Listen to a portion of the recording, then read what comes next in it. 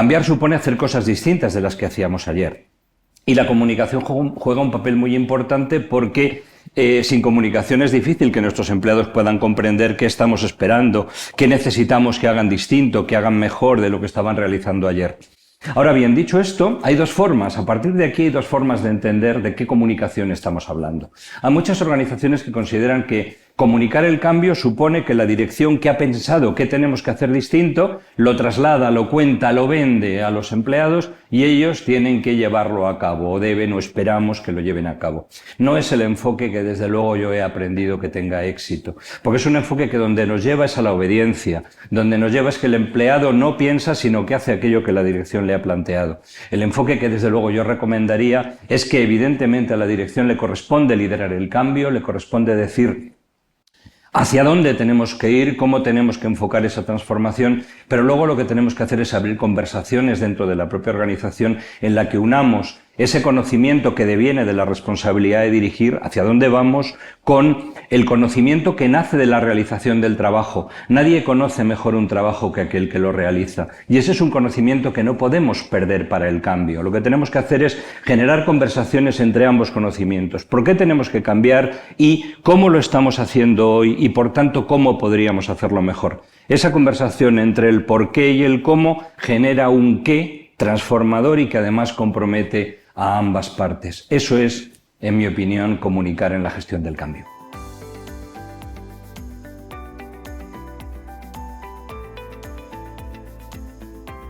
Bueno, yo creo que esto es bastante fácil de entender.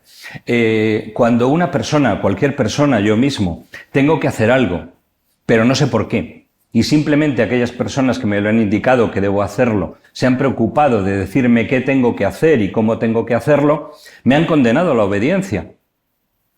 Sé que lo que tengo que hacer, pero no sé por qué tengo que hacerlo. Claro, eso genera contextos de trabajo profundamente alienantes, en el que las personas simplemente obedecen a aquello que realizan, sin conocer su propósito, sin conocer la aportación de valor que eso supone para la sociedad, para todos, el propia opción de crecimiento que eso supone para la persona. Con lo cual, creo que la comunicación colabora al bienestar de los empleados de una manera clara. Y yo diría que especialmente en las pymes, en las que la cercanía, la proximidad, la cercanía entre dirección y empleados, en principio, aunque solo sea cercanía física, que luego emocionalmente pueden estar muy distantes, pero en todo caso la cercanía física es mucho más grande, adquiere, como digo, una especial importancia. Si nuestros equipos, si los empleados, si nosotros mismos conocemos el porqué de lo que estamos haciendo, sabemos, pues eso, qué valor aporta a nuestros clientes, a la organización, cómo lo podríamos hacer, podemos dialogar sobre cómo podríamos hacerlo mejor, el trabajo se convierte en un espacio de realización. Y en ese sentido, digamos, esa carga de alienación de la que hablaba antes disminuye. Yo desde luego considero que el trabajo no es lo más importante en la vida. En la vida estamos para otras cosas.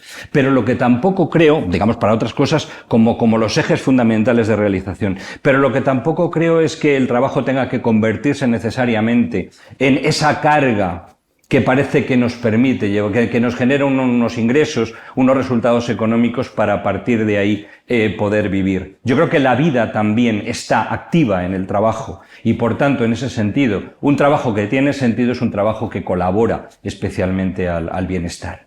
Y luego hay una segunda faceta, si me permites, y es que yo creo que todos estos conceptos vinculados a los ODS, a la sostenibilidad, no son todavía suficientemente conocidos por muchos de los ciudadanos.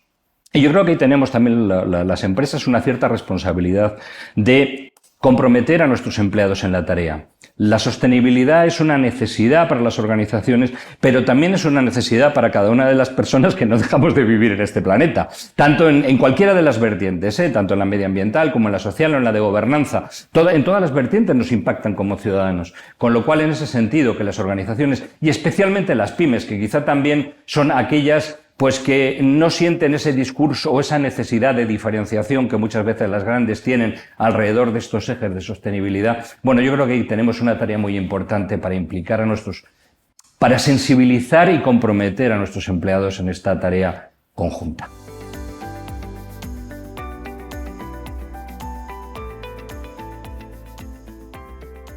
En primer lugar, en una pyme o en una gran organización, lo primero que tenemos que tener claro es que la comunicación interna es una herramienta que ponemos en marcha desde la dirección de la organización para estimular el compromiso de nuestros profesionales.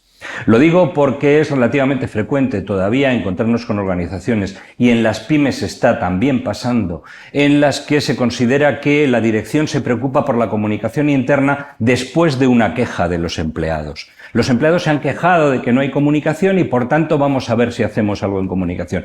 No es para nada un enfoque eficaz, para nada. Como organización necesitamos el compromiso de nuestra gente y por tanto somos nosotros los que tenemos que progresar en ese sentido. Cuando un empleado nos dice que no conoce los objetivos de la organización, desde luego lo que no debiéramos nunca interpretarlos como una queja del empleado. Lo que tenemos es un grave problema de gestión, porque no estamos logrando que nuestros empleados, por tanto, conozcan los compromisos, conozcan los porqués, conozcan nuestros objetivos. Entonces, en ese sentido, como primer consejo sería, nunca enfoquemos la comunicación como un problema, la comunicación con nuestros empleados. Ha de ser una palanca para la mejora de nuestra gestión. En segundo lugar, en una pyme, yo creo que es fundamental tener claro que necesitamos objetivos claros. O sea, ¿en qué somos distintos? ¿En qué aspiramos a ser mejores? Esa es la clave que todo nuestro equipo ha de comprender. Y eso vale para una organización grande, pero vale también, y especialmente diría yo, para la pequeña. Una organización pequeña en la que hay una interacción continua entre buena parte de los empleados con nuestros clientes y con la propia dirección. ¿En qué somos distintos? ¿En qué somos mejores? ¿Cuál es tu propósito? ¿Cuál es tu discurso como director, como dirección, como propiedad ante los empleados? Es un segundo rasgo que yo creo que también es fundamental. Y luego hay un tercero, y es diferencial, aquí sí, entre las organizaciones grandes y las pymes. Es el valor del ejemplo directivo. Las pymes, por definición, son organizaciones de tamaño pequeño y, por tanto, la interacción entre la alta dirección, que muchas veces también es la propiedad, con los empleados es muchísimo más directa. La interacción interpersonal, me refiero, el ver al director, el ver al dueño.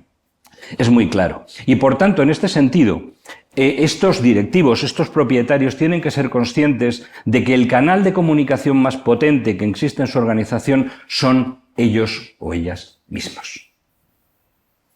No es cuestión de lo que decimos, es cuestión de cómo nos ven que lo decimos y también de cómo nos ven que nos comportamos.